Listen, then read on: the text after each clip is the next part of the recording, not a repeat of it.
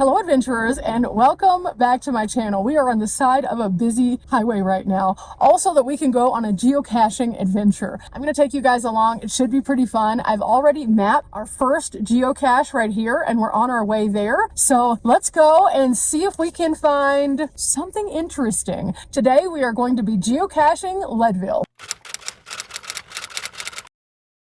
Okay, we're at our first cache, and one of the things that Leadville is known for is their Boom Days. Boom Days is held every single year. It's usually the first part, I believe, of August. And what they do is during this time, they celebrate all the mining history here, and they have some very fascinating competitions. Now, if you do not get the chance to go to Boom Days, you can still see a little bit of Boom Days as you enter into Leadville, which is where I think first cache is located.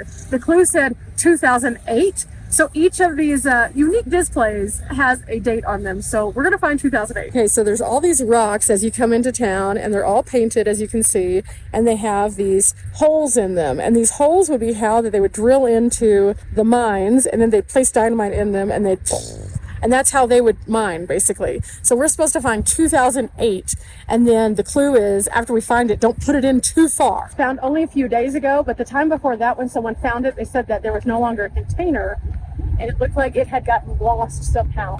So I'm gonna look in all of these little places to see if I can find it, and, well, this should be fun. I think I found it, but I'm not gonna show you where it was, because that would spoil the surprise. But yeah, there's no container, so I'm gonna go ahead and log this and just call it a yes, because I did find it. Again, I'm not showing you guys where it was. There's no place for trinkets. This one's just a log, but 2008 was a good year. All of these, you can see where they have different letters, numbers, symbols, and all these little holes. But it's really neat because this isn't the only set. There's also some all the way over there as well. That one didn't take a lot of effort. It was super fun to find, but again, I didn't want to show you where it was because you gotta look in there. Look in all the holes.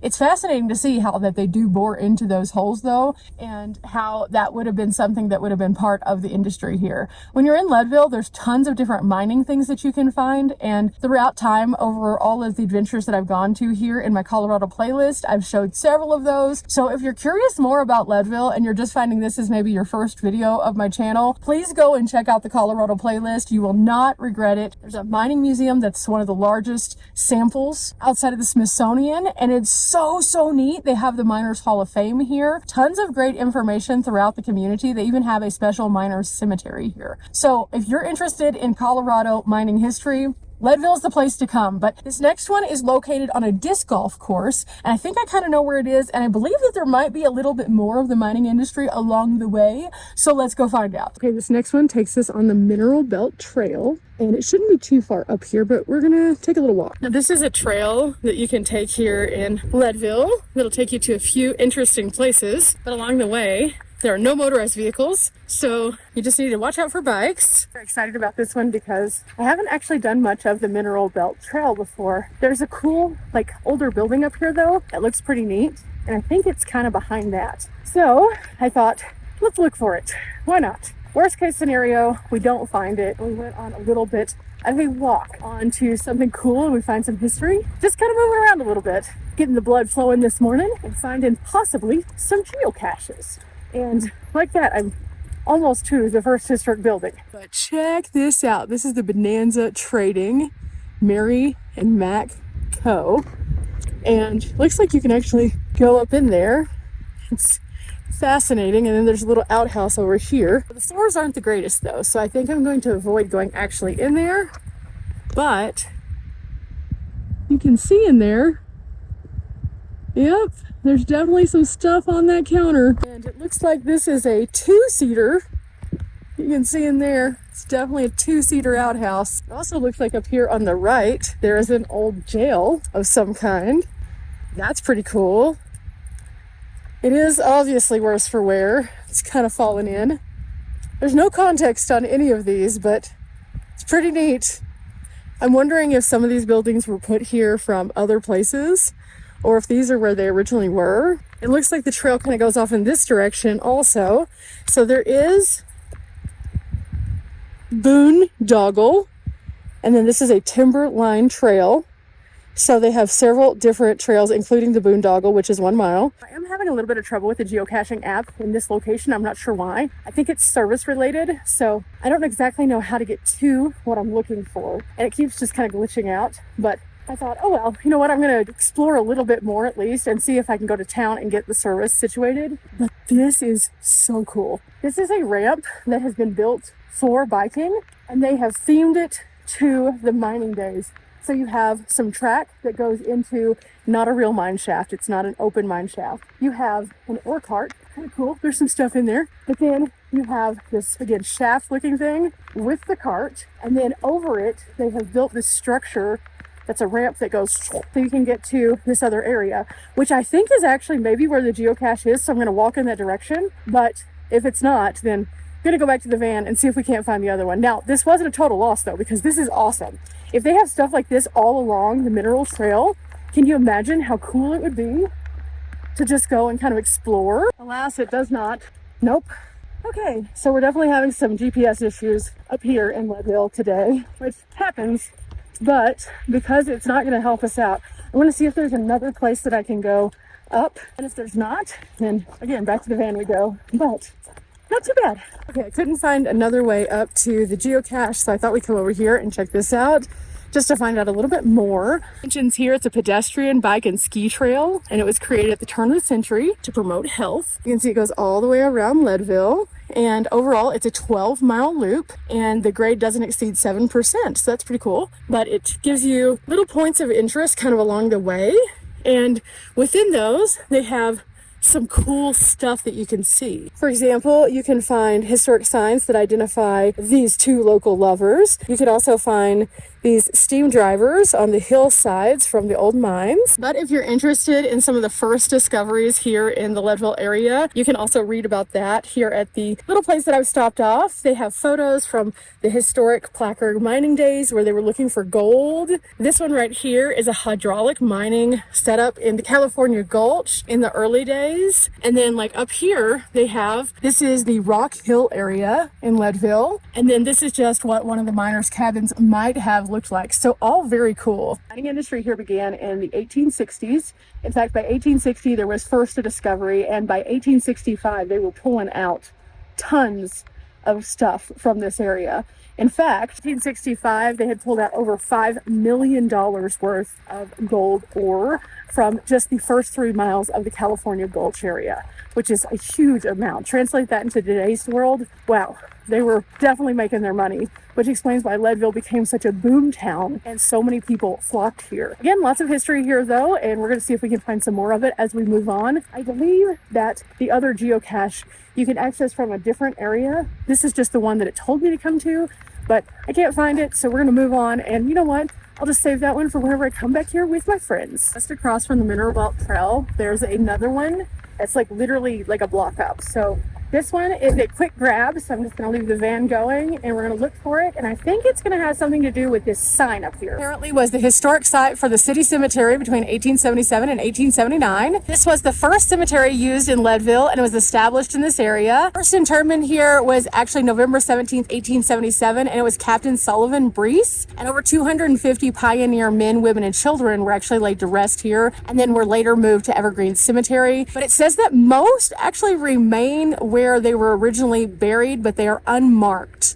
So this area right here, this field, is the original site of the cemetery, right behind the football field. And there are people here that are not marked. Now, this area is on the roadside. It's pretty trashed out, sadly, but this is where our cache is going to be, somewhere here at this sign. Now, I looked on the back to see if it might have been magnetic. I didn't see anything. I didn't see anything on the pole. And then I looked down and found it, just a small container. This is just going to have a log in it. There's not going to be room for any kind of extra things, but it says that this is a replacement geocache. Please replace as found. So I'm going to go ahead and sign the log and do it digitally, and we're good to go. Smashed my thumb on the rock on that one, but definitely a cool one. I was looking for the first cemetery whenever we went to Evergreen Cemetery and did our cemetery tour, and I didn't know where exactly it was. Makes more sense now. Very interesting site. Kind of sad that they're all unmarked though. Very much a part of the history of this community, and yet unmarked, because at the time they used wooden stones. And so this is basically just like a mass grave now. So wild, really, really wild, but glad we found it. Okay, we're driving toward our second one, which is actually at the St. Joseph Cemetery area. Now, I love that Geocache sometimes provides you with cool context and history, and this one definitely did. It said that the St. Joseph Cemetery was originally created in 1888, and at that point in time, some of the people who were previously located in the Catholic portion of the Evergreen Cemetery, which was known as the second cemetery here in Leadville, were actually moved over toward this area because it was a primarily Catholic cemetery. So it's pretty fascinating to see the history of the various places that you're going, and different people, again, use different opportunities in the clue section or in the description section to explain pieces of history, which is why I love geocaching. It's not just like a Where's Waldo of ooh, can I find it, but also it gives context to the places that we're going. So the more that we get to do geocaching in these different kinds of places, we get to learn about the people, the locations, the cool items, and then sometimes in the larger caches they also have history pieces like we found in Telluride. So now the question is, can I find the cache? I think I can do it. I think I can. I think I can. According to this, it's a camoed bison tube in a very small evergreen tree that is at eye level. So at first, whenever I saw the pin, I was like, oh, it's in this elaborate thing here, but apparently no, and I think I see it. I see it from here. Oh my gosh, it's just because the breeze is blowing it. Hang on, I'll show you what I'm seeing, and you see if you can see it too. Can you see it? What about now? What about now? Do you see it now? I've seen one from a distance so easily, so I'm just trying to get over to it, and it is a bison tube, so it's just going to be a log, but the clue here was great. Eye level. Do you see it now? I found it and logged it. I do see something at the end of this road though that I kind of am curious about, so I think we're going to go ahead and drive down and see it. Again, this is part of the reason why I geocache. It's not just to simply eyes on the prize, find, even though that is also cool, but it's also to find things like what's down here. I've never been in this cemetery. I've been to Leadville so many times, but never really had been here, so why not go and see what this is? It's at the very end of this road, straight shot. Let's do this. Okay, let's pull out. Transformers, roll out and roll forward. Well, this is interesting. So when you come all the way down, you find this. So as you're coming down the road toward this, there is a very clear markation of this particular cemetery with these little road signs, and the road signs all bear St. Mary, St. Mark, St. Peter, all of the different saints basically that you will find in Catholicism. So that's a very interesting kind of difference between here and the other cemetery that I went to. And so it's pretty neat to see, but yeah, this thing is huge. It's huge. It stands probably 25 feet up in the air, I would like to say. Kind of wild. I knew I could see it from a distance, so I knew it had to be huge, but wow, wasn't expecting that. So yeah, come out to Geocache, find something very fascinating. This is kind of cool. Now over in Evergreen Cemetery, they have 3 of them. One of them is a virtual. And if you've watched my walking tour of the Evergreen Cemetery, we've already found that one. And so I went ahead and marked it because I have been there. And it's a really neat story. Go and check out my walking tour so you can learn a little bit more about the man that his grave is the virtual stone. He actually was a cohort of Buffalo Bill Cody and the Wild West show. He was one of the original founders. And so it's a pretty neat one, but there's 2 others there. So I think I'm going to go over there next and see if we can't find us some more geocaches. Okay, we're here and I just have to make it down a little bit. As soon as you turn in, there's a road to the left and that's the road we're taking. We're to our next one, and this one is actually in the Oddfellows section. Now, this particular cemetery is divided up into sections that are pretty interesting. They have like an area for the Catholics, the Jewish people. They have the Oddfellows section. They have the Gar section, which is actually about the military. It says trees, rocks, and low for our clue. And there are a couple of gates here, so I just came up to the closest one. And well, let's see if we can find this bad boy. Oh, this is beautiful back here, though. It's nice and shaded. Okay, so trees, rocks, and low. And then there was one grave that was actually in the clue. Now, some of these graves, as you can see, are leaned up so that they won't fall. They've been resupported. A lot of these are very old. Peter Jones. Gone but never forgotten. This is not it. It's closer toward this side over here. That was just one of the featured pictures. So it's always good to go through and see the pictures that people have so we can determine what's around. I always try to be careful when I'm walking also, because sometimes you're walking on graves and you don't want to do that. So I kind of just look around. Trees, rocks, low. There's lots of trees, there's lots of rocks, and there's lots of low graves. So I'm just going to use my navigation on this one and see how many feet away I am. According to the photos, it was closer to over there, but someone was sneaky, so I found it, but I have to go outside the gate and back over to this side. And now I just got to go back over to this tree, and then the same person put this one out and put the other one out. Big tree. Looking for rocks. There's a rock, but here's a whole bunch of rocks, and it's low. So is it in here? Yes, it is. Honestly, it looks pretty cool in there. The log is protected and it just has one little trinket. So you know what? I'm just gonna log this one, call it a day. Very resourceful with the tree bark. It's pretty cool, actually. When I looked down, I was like, oh, that's kind of sketchy because, you know, I'm really weird about Mr. No Shoulders. But at the same time, I was like, okay, I can do this. I can be brave. And sure enough, found it. Check that one off the list. Now there's another one, and it's closer to the back of the cemetery. So we're gonna do a little bit of driving to get over there. This one, I'm gonna have to like leave the van here and turn it off. So I'm gonna lock up, and then we're gonna go on a little walk in this direction. I don't know where this one is exactly because it's tree covered on the map. So it looks like this. Yeah. So we'll see what we end up finding. Okay, it's somewhere in this direction, and there's a nice path through this area. So I'm just gonna keep looking. At first I thought I was supposed to go all the way up here, and then there's a path that cuts over, so I started going this direction because it looked like it was more in this section, and then it started getting further away again. So I came down, there's a little path, and there's like this sunken grave right here, and I think I found it. Clue was like near the tree, and I did. Saw these stones again stacked up. Ta-da! We have a treasure chest. And this one, oh, it has a trinket. Okay, I gotta go get my trinkets because I love this guy. Look at this. This is the only trinket in here, so I'll definitely leave a cool one so somebody can find it. But yay, we found it. I might put a couple trinkets in there just because there's not any other ones, and because this is a kind of big one. That way I can make up for that, because I never want to leave people without the excitement of geocaching. And I have some cool stuff, some cool bunny things, so we'll put those in there. But yay, we found it. And what's interesting is in this section, there are lots of places where there are rocks just lined up next to trees. See what I'm talking about? They're literally everywhere. So into my little bag of joy I go, and I'm going to leave a high five button in there, and then I'll leave a Bend a Bunny in there because these are really, really fun.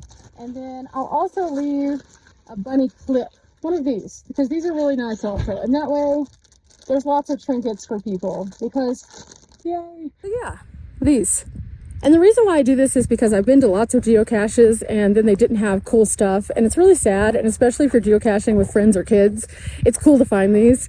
So I'll go place these and we'll log it and we'll be done. Okay, into the treasure box goes all these little treasures, and then I'll make sure it's closed up nice and tight.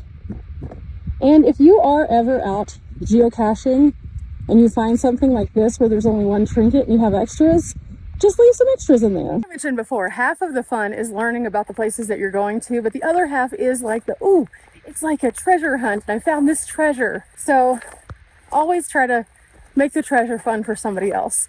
That's why also if you ever go to a place and they happen to not have a box and the log is the only thing that's left, make sure that the person who maintains it knows it, because well, somebody could have stolen it. Okay. Also, did you guys know that Leadville has an ice castle history?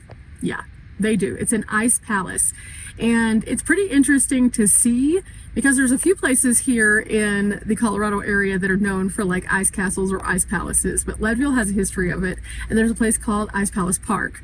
And Ice Palace Park is right behind where the library is, kind of sandwiched between it and the National Miners Hall of Fame / National Mining Museum. And on this one, it says that this is a magnetic one, and I think it's going to be on a sign. So I'm gonna go over here, I'm gonna leave the van running, we're gonna get that battery topped off today, and I'm gonna see if we can't find this geocache. This one should be easy, because I think it is literally in this sign.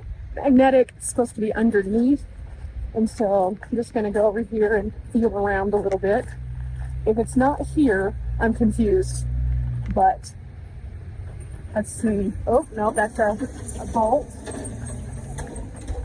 Do we see it? Do we see it?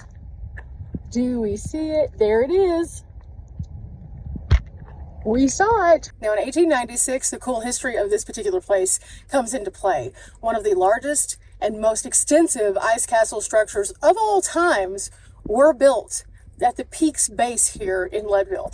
And it's said to be one of the most intense and crazy things that people had ever seen. And people flocked to the area to find a piece of their joy in seeing this. And now this park sits at the place that the footprint of this once was. It's a pretty fascinating and interesting look into Leadville, and through the historic photos that they provide of various places that we go around town, you get to see little glimpses of this ice palace. It is so neat. Now this palace was huge. It wasn't a small ice castle. It was massive. 180-foot skating rink was inside of it. They also had a ballroom. It was put together brick by brick.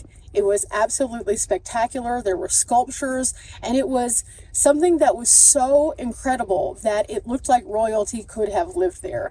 And that's what makes this such an incredible piece of history. But more so, again, once more, it's a wonderful place to place a geocache because it brings us to these historic photos and tells us about a time in Leadville's past that was just really incredible.